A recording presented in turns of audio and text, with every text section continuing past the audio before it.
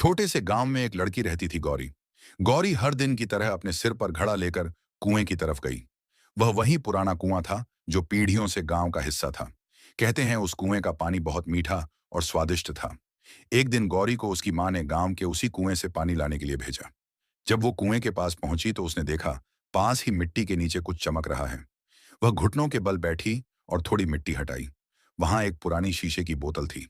जैसे ही उसने उसे छुआ, एक नीला जिन्न प्रकट हुआ। वह उसे देखते ही उसकी दीवानी हो गई। जिन्न ने उसके गालों को सहलाते हुए कहा, तुमने मुझे आजाद किया है, अब से मैं तुम्हारा हूं। जिन्न ने गहरी सांस ली और उसके होठों को चूमने लगा। इसके बाद वह उसी बोतल में चला गया। फिर गौरी उस बोतल को अपने साथ घर ले आई और उसे अलमारी के पीछे छिपाकर रख दिया। वह सोचने लगी, जब मां रात में सो जाएगी तब मैं उस बोतल को चुपके से खोलूंगी। रात लगभग हो चुकी थी।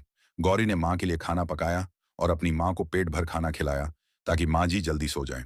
रात को जब उसकी मां सो गई तो उसने अपने कमरे में एक दिया जलाया। उस दिए की रोशनी पूरे कमरे में फैल गई। फिर वह अलमारी के पीछे गई और बोतल को हाथ में लिया। जैसे ही उसने बोतल का ढक्कन खोला, नीली धुएं जैसी रोशनी कमरे में फैल गई। धीरे धीरे उस धुएं के बीच से वही जिन्न प्रकट हुआ। वह मुस्कुराया। उसकी आंखों में गहरी चमक थी।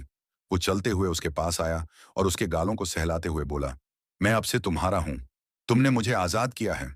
उसने एक गहरी सांस ली और गौरी को अपनी बाहों में लेकर कहानियां सुनाने लगा। धीरे धीरे दोनों को एक दूसरे से मोहब्बत हो गई।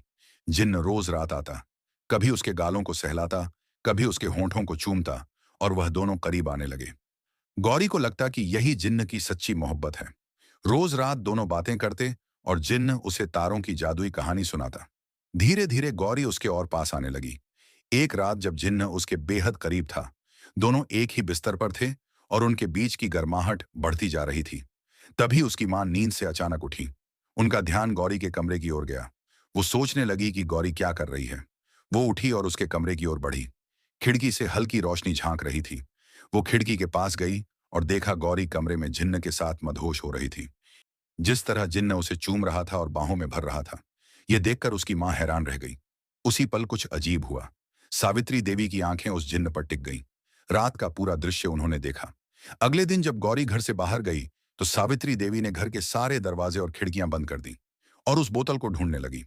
अलमारी के अंदर, बिस्तर के नीचे, उन्होंने घर के हर कोने में ढूंढा, लेकिन उन्हें वह बोतल नहीं मिली। तभी अचानक उनकी नजर अलमारी के पीछे पड़ी। वहां एक चमकती हुई बोतल थी। उन्होंने बोतल उठाई और उसका ढक्कन खोला। तभी बोतल से वही नीली रोशनी चारों तरफ फैल गई। अब सावित्री देवी भी उस जिन्न को महसूस करने लगी। वो बोली, तुम कौन हो जो पूरी रात मेरी बेटी के साथ रहते हो? जिन्न बोला, मैं जिन्न हूं, इच्छाएं पूरी करता हूं। तुम्हारी बेटी ने मुझे आजाद किया है। सावित्री देवी बोली, अच्छा तो तुम इच्छाएं पूरी करते हो तो मेरी भी एक इच्छा तुम्हें पूरी करनी होगी। जिन्न ने कहा, कैसी इच्छा? इतना सुनकर सावित्री देवी उसके पास आई। उसके गालों को अपने दोनों हाथों से सहलाते हुए उसके होठों को चूमने लगी। दोनों एक दूसरे में मदहोश हो गए। वो जादू था या मोह, किसी को नहीं पता। धीरे धीरे मां और बेटी दोनों उस जिन्न के वश में आने लगे। गौरी को लगता जिन्न सिर्फ उसका है, पर मां को लगता वही उसकी सच्ची मुक्ति है।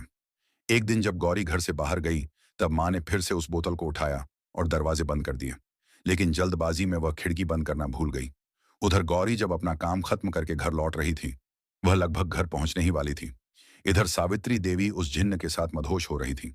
गौरी जब घर के दरवाजे पर पहुंची तो उसने देखा दरवाजा अंदर से बंद है। तभी उसका ध्यान खिड़की पर गया।